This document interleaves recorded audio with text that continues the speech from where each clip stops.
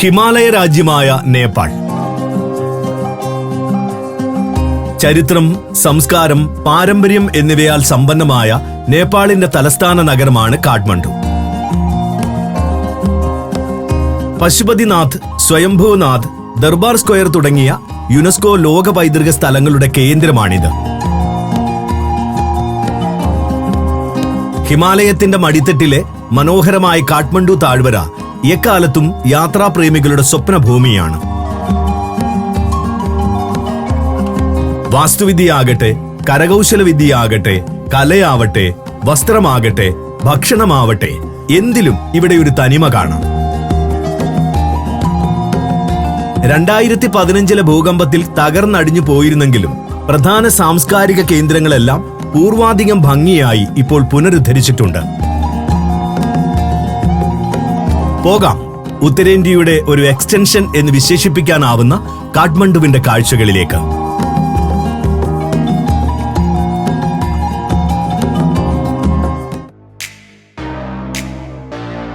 ഈ സിറ്റി ടൂറിൽ നാം എത്തുന്നത് കാഠ്മണ്ഡു നഗരത്തിലെ പ്രധാനപ്പെട്ട 10 ഡെസ്റ്റിനേഷനുകളിലേക്കാണ്. ആദ്യം കാഠ്മണ്ഡു ദർബാർ സ്ക്വയർ, തുടർന്ന് സ്വയംഭൂനാഥ് സ്തൂപ, അടുത്തത് തമേൽ ബസാർ, പിന്നെ ഗാർഡൻ ഓഫ് ഡ്രീംസ്, തുടർന്ന് പശുപതിനാഥ് ടെമ്പിൾ, അടുത്തത് ബൗദ്ധനാഥ് സ്തൂപ, അവിടെ നിന്നും പത്താൻ ദർബാർ സ്ക്വയർ, പിന്നെ ചന്ദ്രഗിരി ഹിൽസ്, അടുത്തത് ഭക്തപൂർ ദർബാർ സ്ക്വയർ, അവസാനമായി നാഗർകോട്ട് വില്ലേജ്.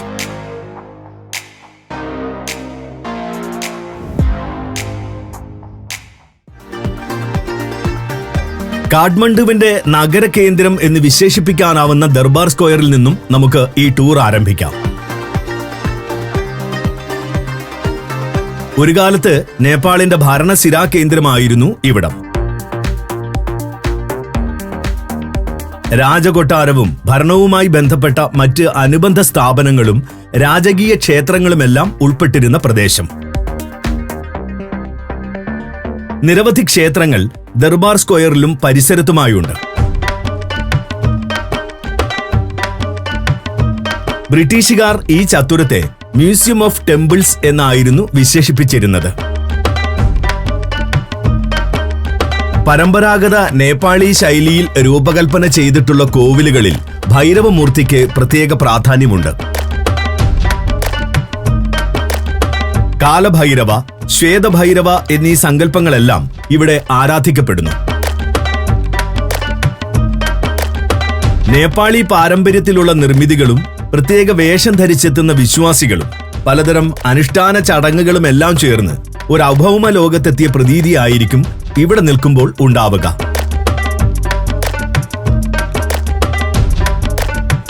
രാജകൊട്ടാരമാണ് ദർബാർ സ്ക്വയറിലെ മറ്റൊരു നിർമ്മിതി.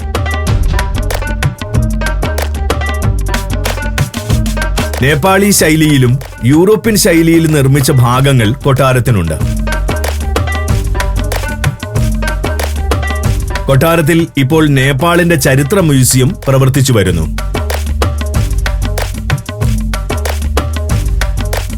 കൊട്ടാരക്കെട്ടിന്റെ നേപ്പാളി ആർക്കിടെക്ചറിൽ നിർമ്മിച്ച ഭാഗങ്ങളാണ് കാഴ്ചയിൽ ഗംഭീരം. ചുടുകട്ടയും മരവും ഉപയോഗിച്ചുള്ള തനത് നിർമ്മാണ രീതിയാണ് ഇതിൻ്റേത്.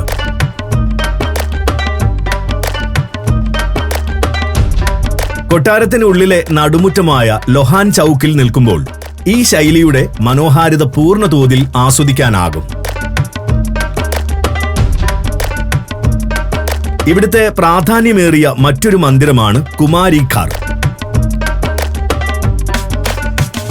നേപ്പാളി ജനത ദൈവമായി കണ്ട് ആരാധിക്കുന്ന പെൺകുട്ടി താമസിക്കുന്ന വീട്. നവാരി ബുദ്ധമത വിഭാഗത്തിലെ ശാക്യവംശത്തിൽ നിന്നും പ്രത്യേക ചടങ്ങുകളോടെ തിരഞ്ഞെടുക്കുന്ന പെൺകുട്ടിയാണിത്. കുമാരി ഘറിന് ഒരു ക്ഷേത്രത്തിന്റെ സ്ഥാനവും ഇവർ കൽപ്പിച്ചു നൽകിയിരിക്കുന്നു.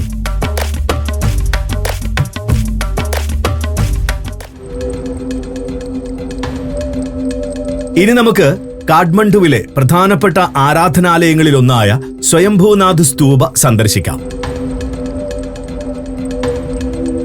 നഗരത്തോട് ചേർന്നുള്ള കുന്നിൻ മുകളിൽ സ്ഥിതി ചെയ്യുന്ന ബുദ്ധമത ക്ഷേത്രമാണിത്. വനസമാനമായ പ്രകൃതിയുള്ള പ്രദേശത്ത് കുരങ്ങന്മാരെ ധാരാളം കാണാനാവുന്നതുകൊണ്ട് മങ്കി ടെമ്പിൾ എന്നൊരു വിശേഷണവും ക്ഷേത്രത്തിന് ലഭിച്ചിട്ടുണ്ട്. നേപ്പാളി ജനതയുടെ സാംസ്കാരിക വൈവിധ്യത്തിന്റെ പ്രകടമായ ഉദാഹരണങ്ങളിൽ ഒന്നായി സ്വയംഭൂനാഥ ക്ഷേത്രത്തെ കണക്കാക്കാം.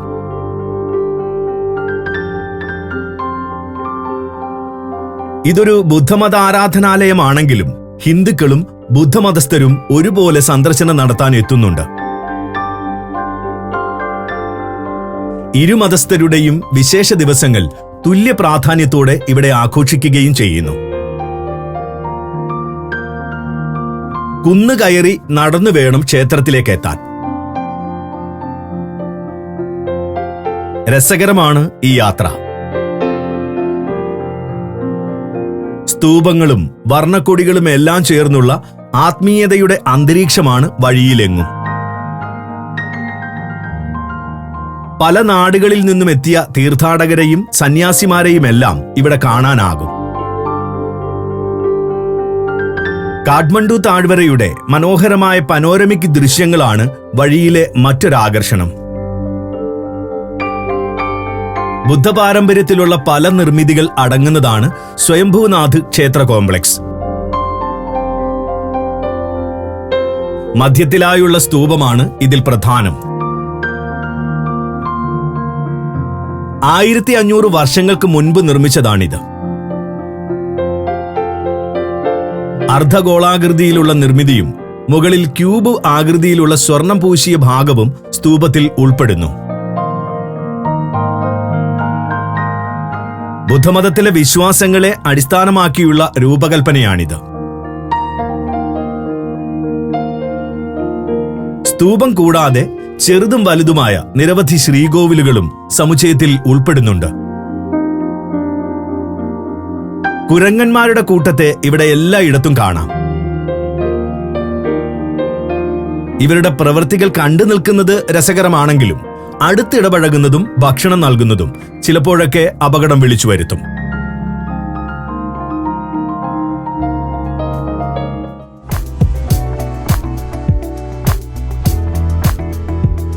ഇനി പോകേണ്ടത് കാഠ്മണ്ഡുവിലെ പ്രധാന ഷോപ്പിംഗ് സ്ട്രീറ്റിലേക്കാണ്. തമേൽ. ഷോപ്പിംഗിന്റെ മാത്രമല്ല, നഗരത്തിലെ നൈറ്റ് ലൈഫിന്റെയും കേന്ദ്രം. പകലും രാത്രിയുമെല്ലാം ഇവിടെ കടകൾ തുറന്നിരിക്കും. എങ്കിലും സന്ധ്യയാകുന്നതോടെയാണ് ടൂറിസ്റ്റുകൾ കൂടുതലായി എത്തിത്തുടങ്ങുക. കരകൗശല വസ്തുക്കളും പെയിന്റിങ്ങുകളും വിൽക്കുന്ന കടകൾ, പബ്ബുകൾ, ബാറുകൾ, റെസ്റ്റോറന്റുകൾ എന്നിവയെല്ലാം ഈ തെരുവിലുണ്ട്. നേപ്പാളി സംസ്കാരത്തിന്റെ ഭാഗമായ കരകൗശല വസ്തുക്കളാണ് ഇവിടെ പ്രധാനമായും വിൽക്കുന്നത്. അതിൽ ബുദ്ധപ്രതിമകൾ, പ്രയർ വീലുകൾ, ഫ്ലാഗുകൾ എന്നിങ്ങനെ ബുദ്ധിസവുമായി ബന്ധപ്പെട്ടവ കൂടുതലായി കാണാം. നേപ്പാളിന്റെ ഭൂപ്രകൃതി അതിമനോഹരമായി വരച്ചു വെച്ചിട്ടുള്ളതാണ് പെയിന്റിങ്ങുകൾ. ഒരു ഫോട്ടോ പോലെ പെർഫെക്ഷനുള്ള ചിത്രങ്ങൾ. ഇവയെല്ലാം കടകളിൽ ആകർഷകമായി പ്രദർശിപ്പിച്ചിട്ടുമുണ്ട്. അതുകൊണ്ട് തന്നെ ഒരു മ്യൂസിയത്തിലൂടെ നടക്കുന്ന പ്രതീതിയാകും ഇവിടെ എത്തിയാലുണ്ടാവുക. ഷെൽഫുകളെയും മറ്റും അലങ്കരിക്കാൻ ഏറ്റവും അനുയോജ്യമാണ് ഈ സൃഷ്ടികൾ. തമേൽ സ്ട്രീറ്റിലെ സുവനീർ കടകൾ രാത്രി 10 വരെയൊക്കെ പ്രവർത്തിക്കൂ. എന്നാൽ പബ്ബുകളും ബാറുകളും മറ്റും രാവിലെ 3 മണിവരെ സജീവമായിരിക്കും.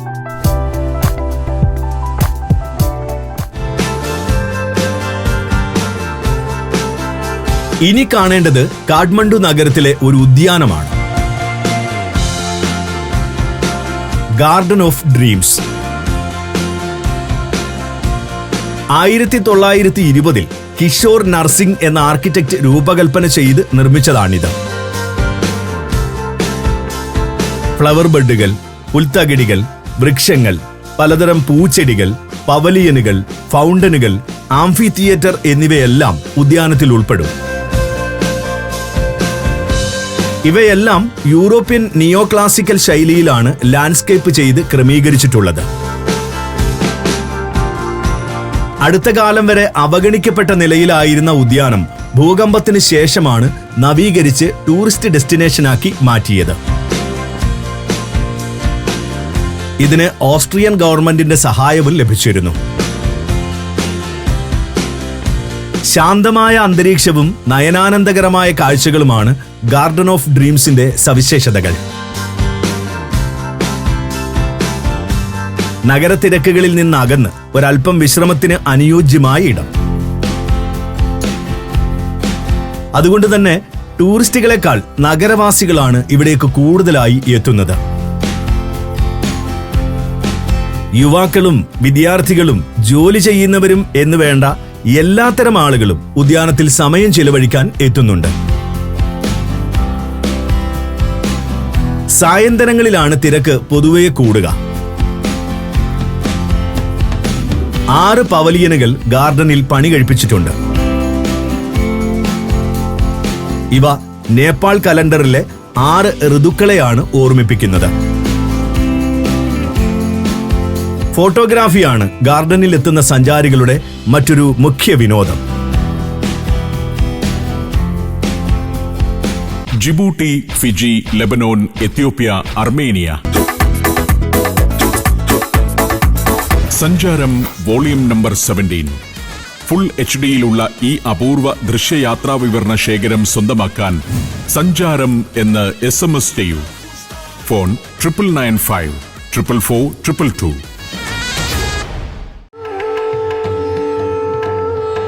നമ്മുടെ അടുത്ത ഡെസ്റ്റിനേഷൻ കാഠ്മണ്ഡുവിലെ പ്രധാനപ്പെട്ട ഹൈന്ദവ ക്ഷേത്രമായ പശുപതിനാഥ് ടെമ്പിൾ ആണ്.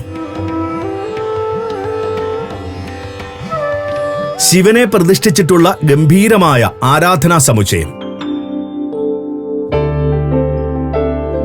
500ഓളം ശ്രീകോവിലുകളും അനുബന്ധ മന്ദിരങ്ങളും എല്ലാം ഉൾപ്പെടുന്ന അതിവിശാല ക്ഷേത്ര കോംപ്ലക്സ് ആണിത്. നേപ്പാളിൽ നിന്നു മാത്രമല്ല, വിദേശ രാജ്യങ്ങളിൽ നിന്നുപോലും ഹൈന്ദവരായ തീർത്ഥാടകർ ഇവിടെ എത്തുന്നു. പുണ്യനദിയായി കണക്കാക്കപ്പെടുന്ന ബാഗ്മതിയുടെ തീരത്താണ് ക്ഷേത്രം പണി കഴിപ്പിച്ചിട്ടുള്ളത്.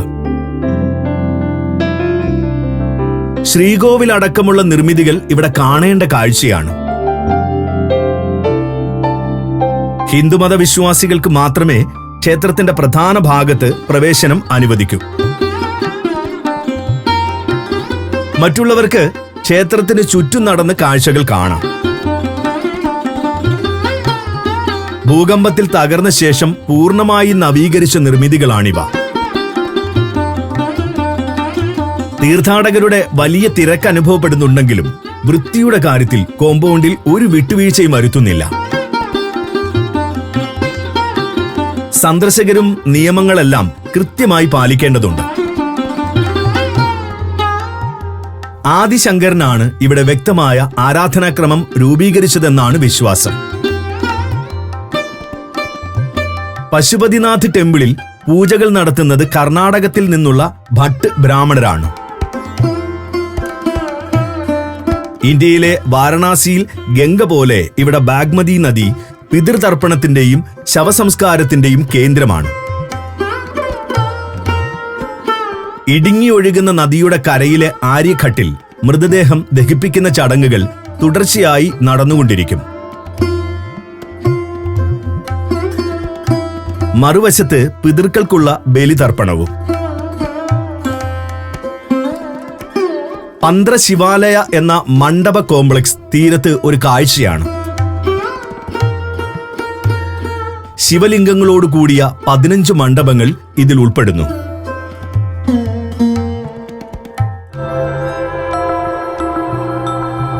ഇനി പോകുന്നത് കാഠ്മണ്ഡുവിലെ മറ്റൊരു പ്രധാനപ്പെട്ട ബുദ്ധമത ആരാധനാ കേന്ദ്രം കാണാനാണ്.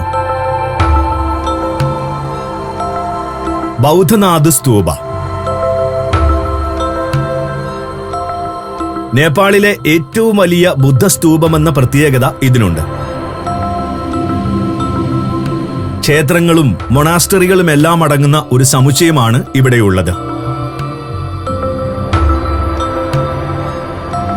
മധ്യത്തിലായി വലിയ സ്തൂപം ഉയർന്നു നിൽക്കുന്നു.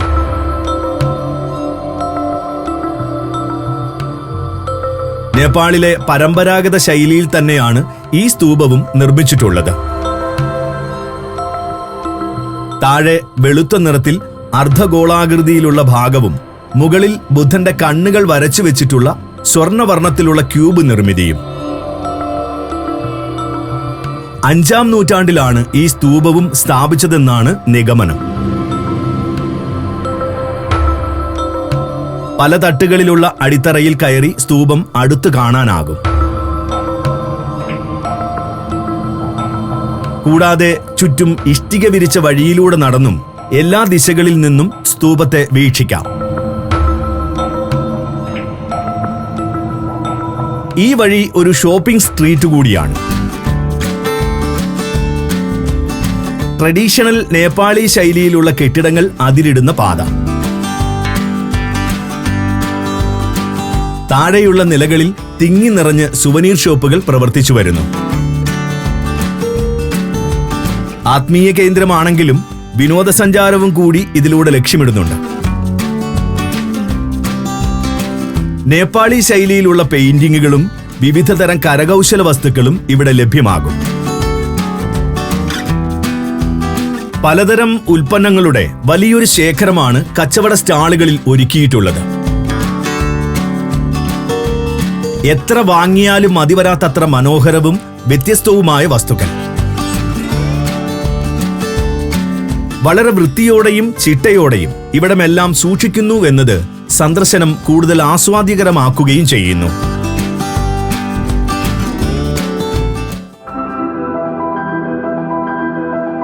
ഇനി കാഠ്മണ്ഡു താഴ്വരയിലെ ലളിത്പൂർ മേഖലയിലുള്ള മറ്റൊരു സ്ക്വയർ കാണാം. പത്താൻ ദർബാർ സ്ക്വയർ. കാഠ്മണ്ഡു താഴ്വരയിലെ 3 ദർബാർ സ്ക്വയറുകളിൽ ഒന്നാണിത്.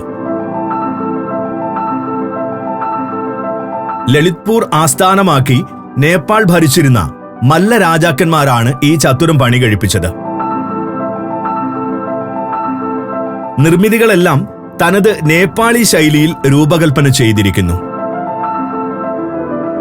കൊട്ടാരം, ക്ഷേത്രങ്ങൾ, മണ്ഡപങ്ങൾ, ഭരണവുമായി ബന്ധപ്പെട്ട അനുബന്ധ മന്ദിരങ്ങൾ എന്നിവയെല്ലാം ഇതിൽ ഉൾപ്പെടും. നിരവധി ക്ഷേത്രങ്ങൾ ഈ ചത്തുരത്തിൽ സ്ഥാപിച്ചിട്ടുണ്ട്. കൃഷ്ണക്ഷേത്രമാണ് ഇതിലേറ്റവും വലുതും ഗംഭീരവും. മറ്റൊന്ന് വിശ്വനാഥ ക്ഷേത്രം. ഇന്ത്യയിലെ തീർത്ഥാടന കേന്ദ്രങ്ങളിൽ എത്തിപ്പെടാൻ കഴിയാത്തവർക്കായി നിർമ്മിച്ച ക്ഷേത്രങ്ങളായിരുന്നു ഇവ. പത്താൻ സ്ക്വയറിലെ വ്യത്യസ്തമായ മറ്റൊരു ക്ഷേത്രമാണ് ഭീംസൻ ക്ഷേത്രം. പഞ്ചപാണ്ഡവരിലെ ഭീമനു വേണ്ടി നിർമ്മിച്ച ആരാധനാലയം. നേപ്പാളിൽ ഭീമനെ വ്യാപാരത്തിന്റെ ദേവനായാണ് കണക്കാക്കുന്നത്. രാജഭരണകാലത്ത് ഇവിടം പ്രധാനപ്പെട്ട മാർക്കറ്റും കൂടിയായിരുന്നു. പത്താൻ സ്ക്വയറിലെ കൊട്ടാരം ഇന്നൊരു മ്യൂസിയമാണ്. അമൂല്യമായ പുരാവസ്തുക്കൾ പ്രദർശിപ്പിച്ചിട്ടുള്ള ഇടം. കൊട്ടാരത്തിന്റെ ഭാഗങ്ങൾക്ക് കേരളീയ വാസ്തുവിദ്യാ ശൈലിയുമായുള്ള സാമ്യം മലയാളികളായ നമ്മെ കുറച്ച് അത്ഭുതപ്പെടുത്തുകയും ചെയ്യും. സ്ക്വയറിൽ നിന്നും അല്പം മാറിയുള്ള ഗോൾഡൻ ടെമ്പിളും ഇവിടെ ഒരു കാഴ്ചയാണ്. ഹിരണ്യവർണ്ണ മഹാവിഹാര എന്ന മൊണാസ്റ്ററിയുടെ ഭാഗമായിരുന്ന ക്ഷേത്രമാണിത്. മൊണാസ്റ്ററിയുടെ പേര് പോലെ നിറം സ്വർണത്തിൻ്റെതാണെങ്കിലും ഉപയോഗിച്ചിട്ടുള്ളത് പിച്ചളയും മറ്റുമാണ്. കൊത്തുപണികളാണ് ഇവിടെയും ആസ്വാദ്യകരമായ ഒരു കാഴ്ച. കാഠ്മണ്ഡുവിലെ ദർബാർ സ്ക്വയറുകൾ സായന്തനങ്ങളിൽ ഒരു പ്രത്യേക അനുഭവമാണ് സമ്മാനിക്കുന്നത്. ഇരുട്ടു പരന്ന് വിളക്കുകൾ തെളിയുന്നതോടെ ഇവിടെ ധാരാളം നഗരവാസികളും ടൂറിസ്റ്റുകളുമെല്ലാം ഒത്തുകൂടും.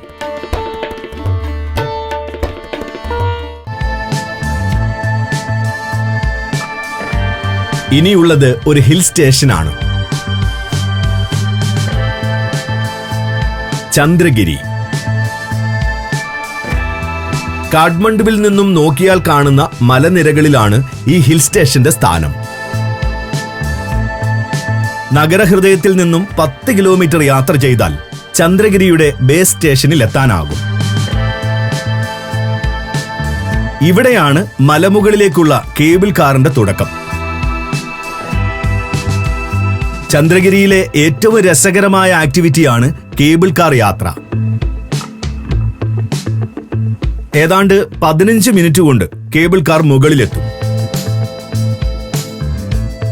കാഠ്മണ്ഡു താഴ്വരയുടെ അതിഗംഭീര കാഴ്ചകൾ ഈ യാത്രക്കിടയിൽ ആസ്വദിക്കാം.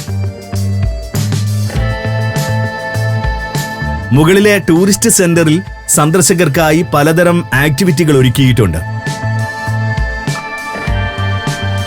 സിപ്പ് ലൈനാണ് ഇതിലൊന്ന്. കാഠ്മണ്ഡുവിലെ ഏറ്റവും ഉയരത്തിൽ സ്ഥാപിച്ചിട്ടുള്ള ലൈനാണിത്. പിന്നൊന്ന് ഫ്രീ ഫോൾ ജമ്പാണ്. ഇത് കൂടാതെ ഹൈക്കിംഗ് ഇഷ്ടപ്പെടുന്നവർക്ക് മലഞ്ചെരുവിലെ നടപ്പാതകളിലൂടെ യാത്ര ചെയ്യാം. ഇതിന് ഗൈഡുകളുടെ സഹായവും ലഭിക്കും. കാഠ്മണ്ഡു താഴ്വര എന്ന പോലെ മഞ്ഞുമൂടിയ ഹിമാലയ പർവ്വതനിരകളുടെ വിശാലമായ കാഴ്ചകളും ഇവിടെ നിൽക്കുമ്പോൾ കാണാം. തെളിഞ്ഞ ആകാശമാണെങ്കിൽ മാത്രമേ എവറസ്റ്റ് ഉൾപ്പെടെയുള്ള കൊടുമുടികൾ കാണാനാകൂ. അതുകൊണ്ട് സെപ്റ്റംബർ മുതൽ നവംബർ വരെയുള്ള മാസങ്ങളിൽ ഇവിടം സന്ദർശിക്കുന്നതാണ് ഉത്തമം. ഇനി മഞ്ഞു വീഴുന്ന കാഴ്ചകൾ കാണാൻ ആഗ്രഹിക്കുന്നുണ്ടെങ്കിൽ വിന്റർ സീസണിലും ഇവിടേക്ക് വരാം.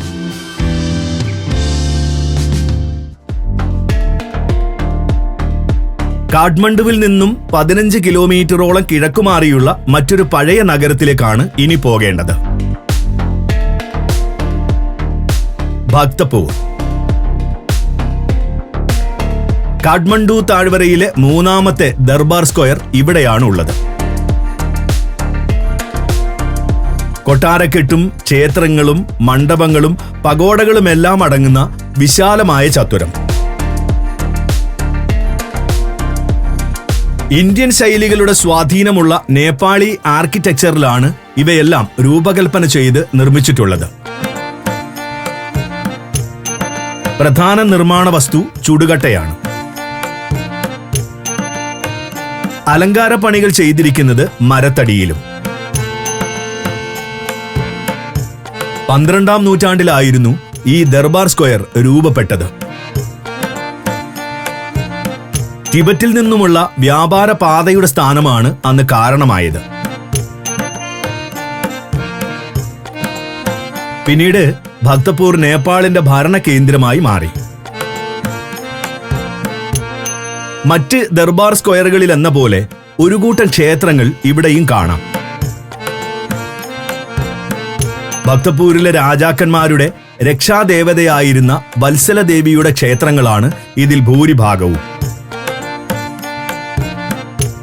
ഇന്ത്യയിലേക്കുള്ള യാത്ര ബുദ്ധിമുട്ടായിരുന്നതിനാൽ നേപ്പാളികൾക്ക് ആരാധന നടത്താൻ ഇന്ത്യയിലെ പുണ്യക്ഷേത്രങ്ങളുടെ മാതൃകയിലുള്ള ശ്രീകോവിലുകളും ഇവിടെ പണി കഴിപ്പിച്ചിരുന്നു.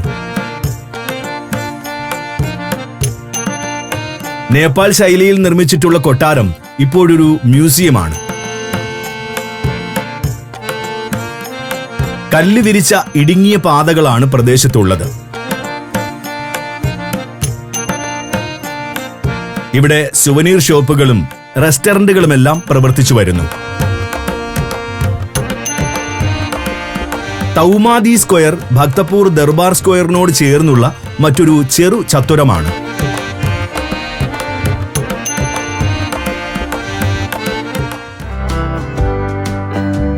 നേപ്പാളിലെ മനോഹരമായ ഒരു മൗണ്ടൻ വില്ലേജ് ആണ് സിറ്റി ടൂറിലെ നമ്മുടെ അവസാന ലക്ഷ്യം. നാഗർകോട്ട്. ഹിമാലയ പർവ്വതനിരയുടെ വിശാലമായ കാഴ്ചകൾ ഇവിടെ നിന്നും ആസ്വദിക്കാനാകും. നേപ്പാളിൽ ഉൾപ്പെടുന്ന ഹിമാലയത്തിന്റെ 13 റേഞ്ചുകളിൽ 8ഉം ഇവിടെ നിന്നും ദൃശ്യമാകുമെന്നതാണ് നാഗർകോട്ടിന്റെ പ്രത്യേകത. അന്തരീക്ഷം തെളിഞ്ഞതാണെങ്കിൽ എവറസ്റ്റ് കൊടുമുടിയും നാഗർകോട്ടിൽ നിന്നും വീക്ഷിക്കാനാകും. ഹിമാലയത്തിന്റെ കാഴ്ചകൾക്കാണ് പ്രശസ്തമെങ്കിലും അതിൽ മാത്രം ഒതുങ്ങുന്നില്ല നാഗർകോട്ടിലെ ടൂറിസം. ഉൾനാടൻ നേപ്പാൾ ഗ്രാമത്തിലെ ജീവിതവും സംസ്കാരവുമെല്ലാം ഇവിടെ എത്തുന്ന സഞ്ചാരികൾക്ക് പുതുമയുള്ള അനുഭവമായിരിക്കും. തികച്ചും സാധാരണക്കാരായ, പ്രകൃതിയെ ഉപജീവനത്തിനായി ആശ്രയിക്കുന്ന ജനതയാണ് ഇവിടെയുള്ളത്. വിനോദസഞ്ചാരികളുടെ വരവ് കരകൗശല വിദഗ്ധർക്കും മറ്റും കൂടുതൽ സാധ്യതകൾ തുറന്നിടുന്നുണ്ടെങ്കിലും മറ്റുള്ളവർ കാർഷിക വൃത്തി പിന്തുടരുന്നു.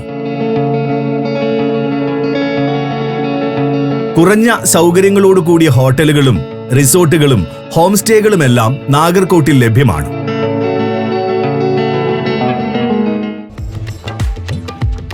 കാഠ്മണ്ഡുവിലൂടെയുള്ള ഒരു ടൂർ നാം പൂർത്തിയാക്കി കഴിഞ്ഞു. തങ്ങളുടെ പൈതൃകം കാത്തു സൂക്ഷിക്കുന്നതിലും അത് ടൂറിസത്തിനായി ഉപയോഗിക്കുന്നതിലും അതുവഴി സമ്പദ് വ്യവസ്ഥ ശക്തിപ്പെടുത്തുന്നതിലും നേപ്പാൾ ഭരണകൂടം ബഹുദൂരം മുന്നേറിയിട്ടുണ്ട്.